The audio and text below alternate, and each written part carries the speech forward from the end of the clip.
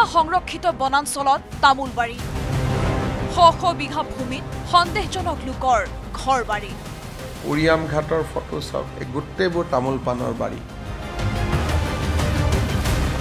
ৰেংমা সংৰক্ষিত বনাঞ্চল বেদখলৰ ঘটনা মুখ্যমন্ত্ৰীয়ে উদঙাই দিয়াৰ পাছতে হাহাকাৰ লাগিছে গোলাঘাট জিলাৰ উৰিয়াম ঘাটত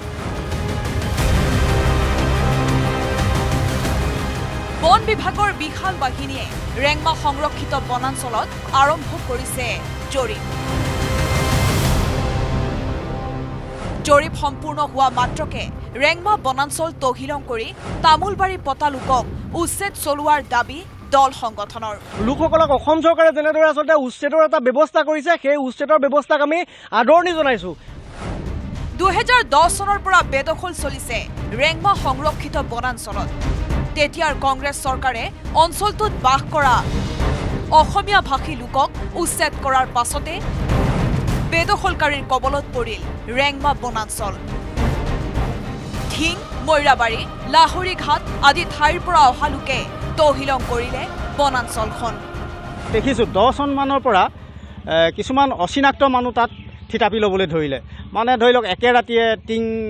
মানে একেদিনাখনে কিনাৰ টিং কিছুমান ঘৰ বনা জুপুৰি সৰু সৰু জুপুৰি কিছুমান এনেকুৱা এটা ৰূপত আহিবলৈ ধৰিলে ঢিং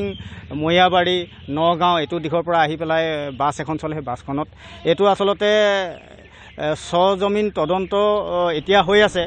ৰেংমা সংৰক্ষিত বনাঞ্চলত পতা তামোলবাৰীক আধাৰ কৰি একাংশ লোকে গঢ়ি তুলিছে বিশাল সুপাৰী কাৰখানা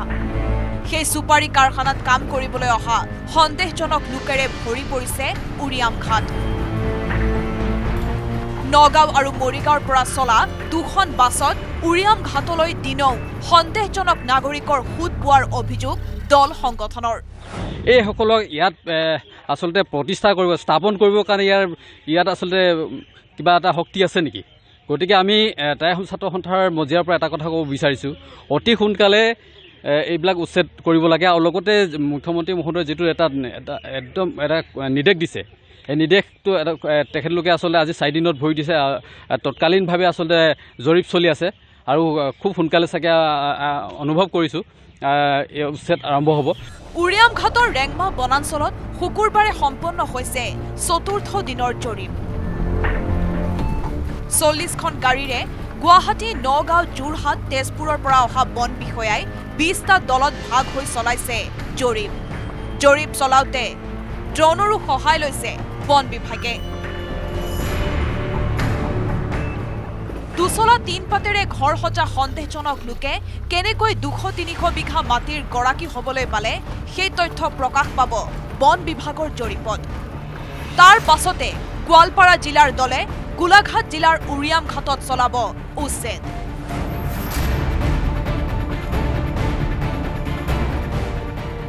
অৱশ্যে খিলঞ্জীয়া লোকক উচ্ছেদ নকৰিবলৈ চৰকাৰ প্ৰশাসনক হকিয়াই দিলে তাই আহোম ছাত্ৰ সন্থাৰ বিষয়ববীয়াই সকল যিসকল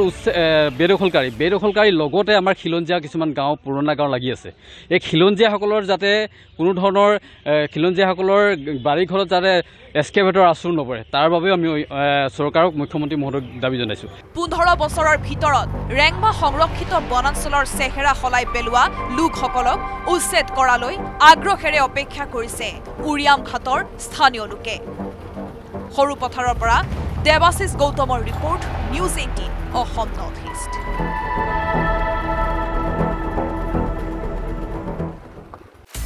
আপুনি বিচৰা বাতৰি পাব কেৱল নিউজ 18 এপত